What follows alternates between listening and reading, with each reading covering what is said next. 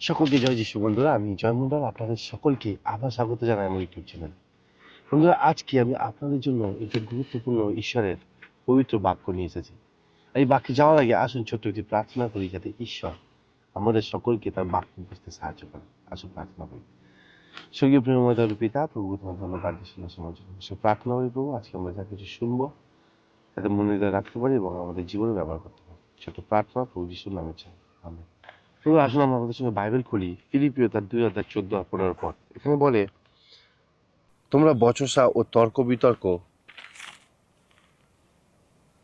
বিনা সমস্ত কার্য করো, যেন তোমরা অনিন্দনীয় অমায়িক হও।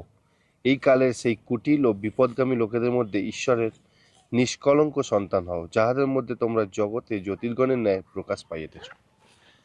বন্ধুরা, আমরা সব কাজ যেন বচসা বিনা করতে পারি।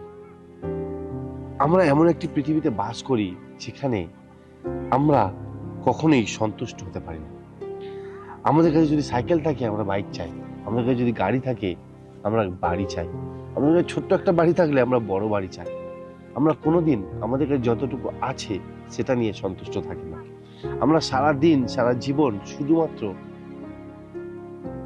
অভিযোগ করতে থাকি। কিন্তু খ্রিস্টান হিসেবে আমাদের ভিন্নভাবে জীবনযাপন করা উচিত। এই পৃথিবীর মতো নয়। আমাদেরকে সাধু পল বলছে, আমরা যাদের যা কিছু আছে সেটি নিয়ে সন্তুষ্টভাবে বাঁচতে পারি। অভিযোগ করা যাতে আমরা বন্ধ করতে পারি এবং ঈশ্বর যা দিয়েছে আমরা যাতে সেটি নিয়ে সন্তুষ্ট থাকতে পারি। বন্ধু, আজকে আমি আপনাদের কিছু পয়েন্ট বলবো কি আমরা যখন অভিযোগ করি, যখন আমরা আমাদের যতটুকু আছে সেটা নিয়ে সন্তুষ্ট না থাকি, তখন আসলে আমরা কি করি। আমরা যদি প্রথম পদ দেখি, অভিযোগ করা মানে ঈশ্বরের উপরে বিশ্বাসের অভাব প্রকাশ করা। বন্ধুরা, আমরা যখনই অভিযোগ করি আমরা বলি কি, প্রভু তুমি যেটি আমাদেরকে দিয়েছো সেটি যথেষ্ট নয়, আমরা তোমায় বিশ্বাস করতে পারছি না, কি তুমি আমাদের জন্য সর্বশ্রেষ্ঠটি জানো বলে। বন্ধুরা, আমরা সেই ইসরায়েল জাতির কথা একবার যদি চিন্তা করে দেখি, ইসরায়েল জাতিকে ঈশ্বর কি দেয়? রাতে চলতে অন্ধকারে অসুবিধা হবে বলে জ্যোতি দিয়েছিল, দিনের বেলা গরমে চলতে অসুবিধা হবে বলে মেঘ দিয়েছিল, তারা যখন খাদ্য ফুরিয়ে গেছিল স্বর্গের খাদ্য দিয়েছিল, কিন্তু তাও তারা সন্তুষ্ট হয়নি। তারা সর্বসময় অভিযোগ করত। আর এটি দেখায় কি তাদের মধ্যে বিশ্বাসের অভাব ছিল।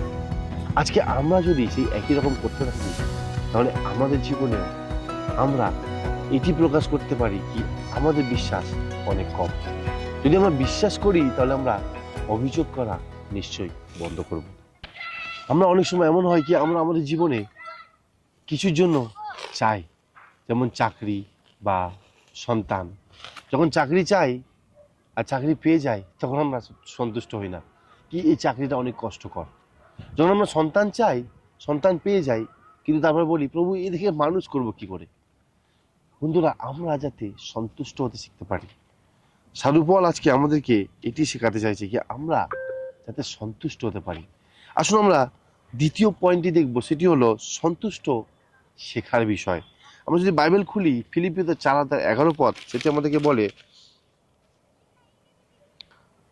এই কথা আমি অনাটন সম্বন্ধে বলিতেছি না, কেননা আমি যে অবস্থায় থাকি তাহাতে সন্তুষ্ট থাকিতে শিখিয়াছি।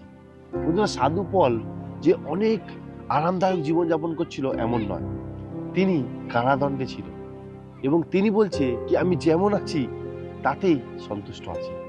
আজকে আপনারা যারা ভিডিও দেখছেন, আপনাদের কতজনের কাছে ঘর নেই, বাড়ি নেই, খাবার নেই? আমি বিশ্বাস করি আপনাদের সবার কাছে আছে, কিন্তু তাও আপনারা সন্তুষ্ট না। আপনি এবং আমরা সবসময় অভিযোগ করতে থাকি।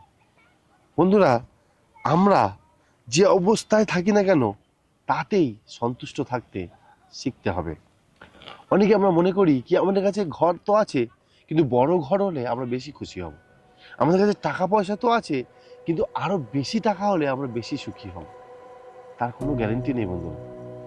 ঈশ্বর আপনাকে সুখী রাখতে পারেন। আপনি যদি সন্তুষ্ট থাকেন, অভিযোগ করা বন্ধ করেন, তাহলেই আপনি সুখী হতে পারবেন।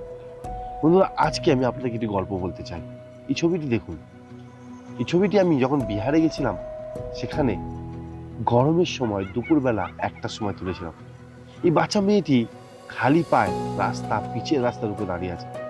এত গরমের মধ্যেও সে কোনো অভিযোগ করেনি। আমি পরে তাকে জিজ্ঞাসা করেছিলাম, কি তোমার চপ্পল নেই? সে বললো না, আমার বাবা নেই, মা আছে।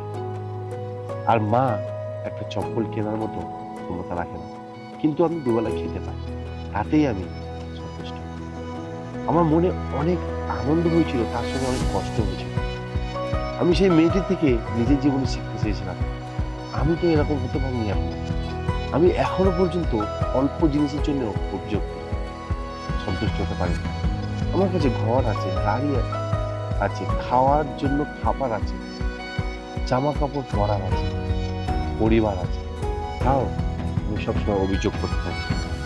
তোমরা ঈশ্বর আজকে আমাদের বলতে চাইছেন কি, আমরা যাতে নিজেকে জিজ্ঞাসা করি, আমি কি একজন অভিযোগকারী মানুষ?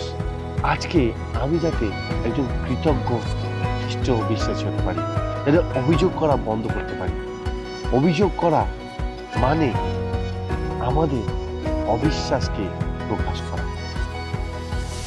মানুষ কি আমার মুখে বেশি অভিযোগ শোনে, নাকি আমার কাছে ঈশ্বরের প্রশংসা শোনে? আজ আমি যা পেয়েছি তা নিয়ে কি আমি ঈশ্বরের উপরে ভরসা করছি, নাকি বলছি না প্রভু তুমি জানো না কোনটা আমার জন্য প্রয়োজন, তুমি আমাকে নিতে দাও, আরো দাও। বন্ধুরা, আজকে আসুন আমরা সবাই অভিযোগ করা বন্ধ করে সন্তুষ্ট হতে শিখি। সকলকে জয় যিশু।